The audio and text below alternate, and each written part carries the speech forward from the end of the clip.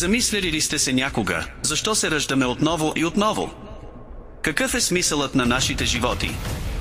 Днес ще разкрием какво казват духовните учения, науката и философията за прераждането, и ще разберем кога душата най-накрая се освобождава завинаги от този цикъл. Останете до края!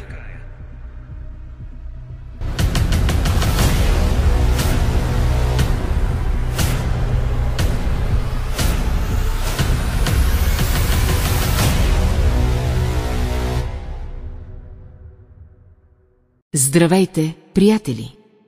Днес ще поговорим за един дълбок и вечен въпрос. Защо душите се прераждат? И кога спират да се прераждат?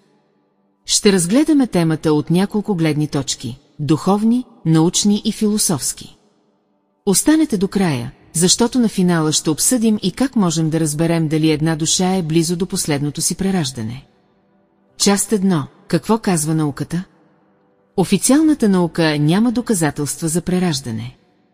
Но някои учени, като Иан Стивенсън, изследват случаи на деца със спомени от предишни животи. Регресионната терапия също дава примери на хора, които под хипноза разказват подробности за други животи. Тези случаи поставят интересни въпроси за съзнанието, но все още остават в сферата на изследванията. Част 2. За сметка на това различните духовни учения по света договарят на тези въпроси дълбоко. Част 2. Защо душите се прераждат?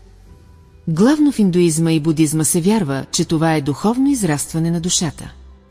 Душите се прераждат, за да учат, да израстват и да изчистват натрупаната карма, а това всъщност са резултатите от минали действия. Всеки нов живот носи уроци и възможности за осъзнаване. Когато кармата се изчисти и душата постигне съвършена мъдрост, цикълът на преражданията приключва. 2. Развитие на съзнанието, в езотериката и Ню Ейдж ученията.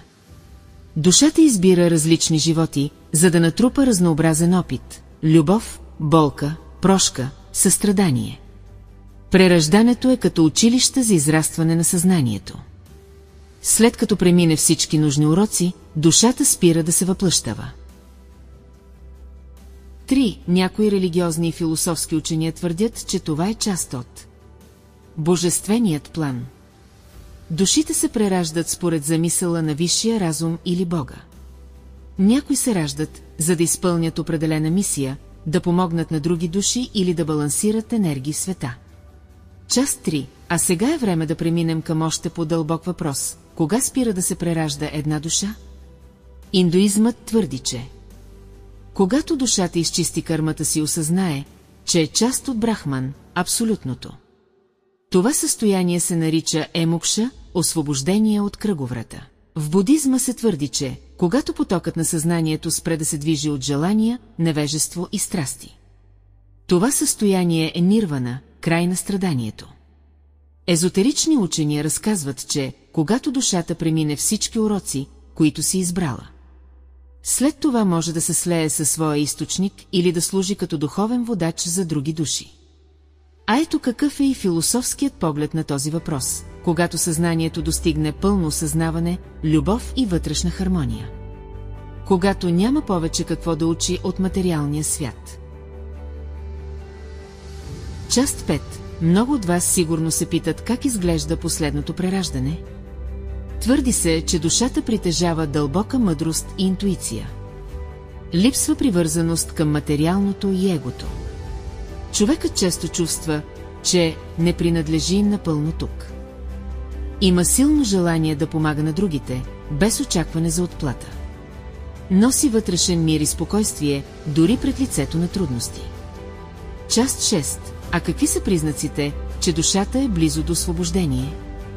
Твърденията са за дълбоко разбиране на кармата и причинно-следствените връзки.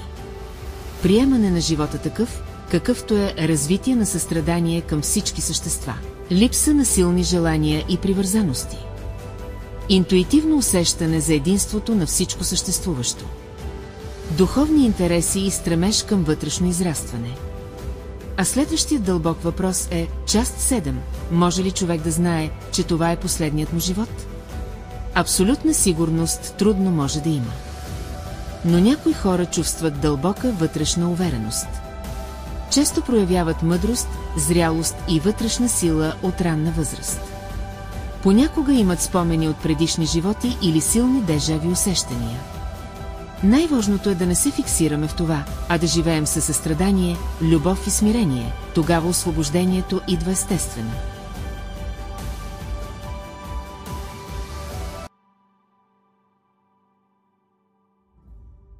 Заключение, прераждането е тема, която носи много въпроси, но и много надежда.